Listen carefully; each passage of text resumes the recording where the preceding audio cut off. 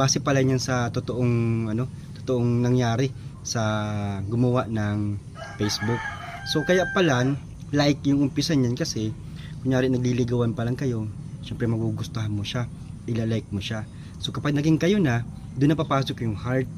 So magiging nagmamahalan na kayo. So kapag nagmamahalan na kayo, up next niyan, ito ng care. Syempre kapag mahal mo yung tao, i-care mo siya. Tapos kapag kinikare mo yung isang tao, syempre magiging masaya kayo. Kaya tatawa kayo ng tatawa niyan. Kaya laugh yan. Sunod niyan, mamamangha ka na lang sa sobrang saya. Kaya mapapawaw ka. Wow! Bakit ngayon ko lang ito nakilala? Minahal ko to, nag-care ako dito, naging masaya ako dito sa taong ito. Then eventually, after mong mapawaw, iiyak ka na. Yan. Kapag iniyakan mo na isang taong yun, magagalit ka na sa kanya. Kaya angry yung pinakahuli nitong emoji ito.